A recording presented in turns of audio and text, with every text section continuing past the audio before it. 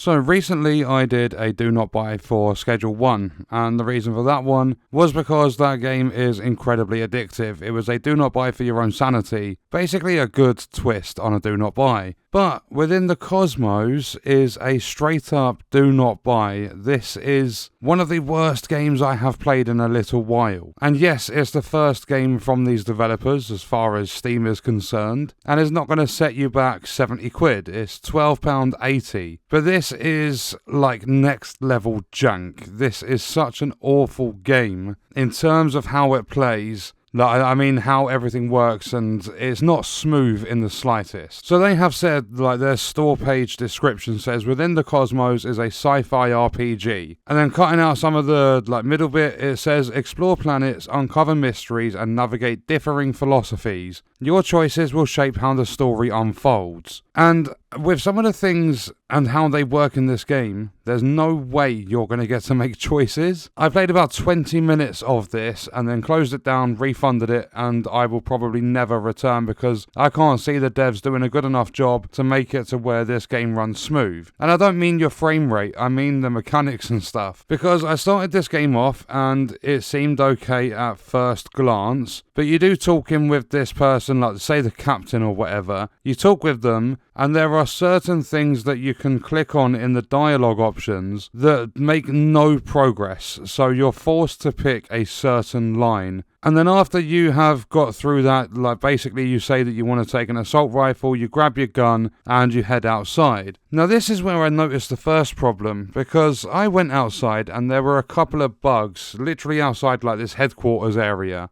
There were a couple of bugs and they started approaching me, they attacked me, and their animations are all over the place. And I get it, it's a cheap game. But this is also a game that is not in early access. They have released this as a full release.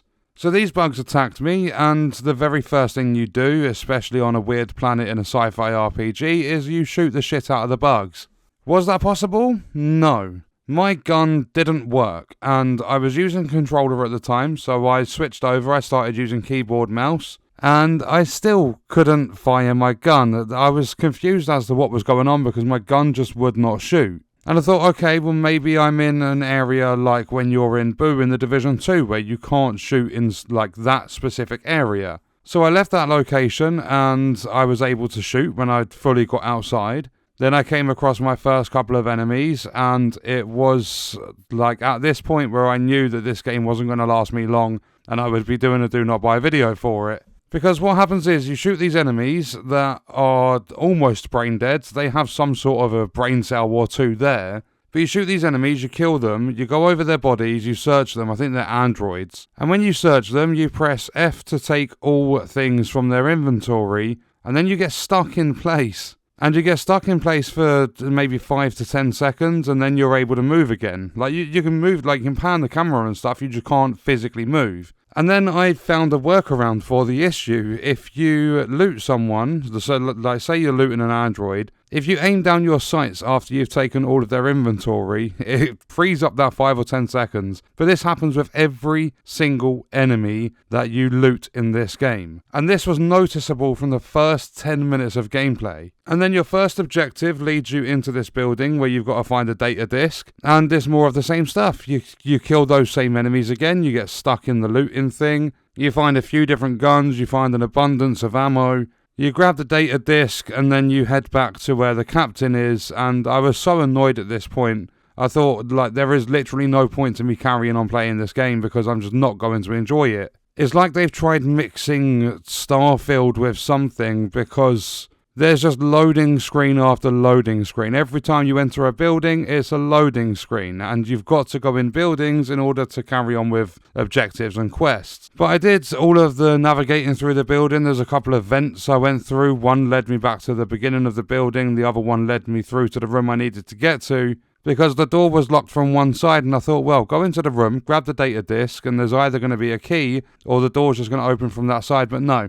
It doesn't work like that in this game. That door is locked from both sides of it. You're either going to have to hack the door if it's even possible, if there's a hacking thing one side of it, or you just have to go back through the vent. That door, even being both sides of it, is inaccessible. And I also started having some performance issues, some frame drops and stuff. My PC sounded like it wanted to fucking take off to orbit. And I've got a beefy PC. I run a 4080 Super, I've got 32 gig of RAM, I run an i9-12900KF, so I can definitely run this game. And this is the only game I've played ever since I've had this PC, and I've had it a little while now. It's the only game I've ever played where it makes my fan sound like that. So there is something really, really off with the optimization. But after I did that quest, I got the data disc, I shot a couple more enemies, I made my way back to the captain, and I saw the pesky little bugs again, because there were a couple of bugs. I led one of them into the headquarters because they can follow you into the building, and one of the androids that are in there, one of the friendly androids, because it doesn't have a sort of like a distinct way of telling who's an enemy and who's not, but the friendly android shot one of the bugs and killed it. And as I've gone back, there was the other bug, and I was actually able to shoot it this time, so there isn't something that stops you shooting. It was just bugged out when I first tried. And they've got controller support in this game, which I do appreciate, but it's incredibly janky. When you go into the menus, even if you're, like, say you go to the actual pause menu so you can go down for your settings and things like that, it's not just a simple click of the D-pad, you have to use your analog stick to move essentially a mouse cursor. So it was more that it was made for mouse and keyboard, even though it's not the greatest with that either. But they added controller support and it's partial. It's not full controller support. It doesn't work the way it should with most of the functions. When you're hovering over that settings button, yeah, you've got to press X to go into the thing on an Xbox controller. Pressing A doesn't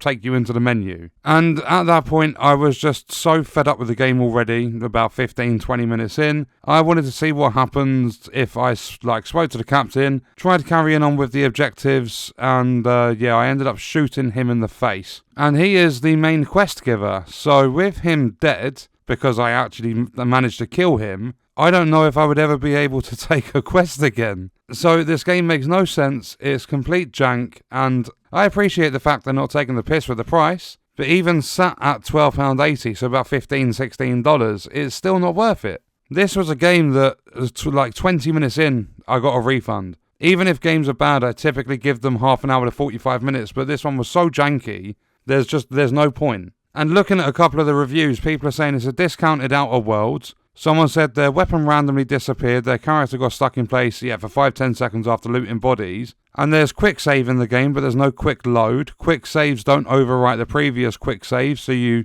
end up with hundreds of quick saves in your list. And you can't overwrite manual saves, so you have to make a brand new save and then delete your old one manually. So yeah, if you're looking for a sci-fi RPG within the cosmos, it's definitely not the one you want to play. I highly recommend staying away from this game. And I mean, maybe if they do some updates and stuff in the future, it could be a relatively decent game, but there are so many better alternatives out there, I would say it's not even worth wasting your time. So obviously, at the end of the day, it's up to you guys what you do, but my recommendation is do not buy within the cosmos. I personally don't think it's worth your money, your time, or the effort to even try and play the junk that these devs have created. And it's a shame because the game looks decent. It sounds as though the story could be good, traveling to different planets, and just basically the idea of a sci-fi RPG is cool. I've played plenty in the past, but you can see the problems within the first 20 minutes. And I mean, if you're not taking notes from some of the biggest complaints there are with bigger games in the genre you've made your game for, so taking notes with loading screens in games like Starfield and don't have so many fucking loading screens, if you're not taking those notes, then don't release games. You need to be paying attention to your competition and working around it, fixing what they didn't fix, and developing a decent game, which is what these devs have unfortunately not done. But on that note, we are going to leave that video there. Let me know your thoughts and stuff about Within the Cosmos in the comments, and I will see you guys in the next one. I hope you enjoyed it.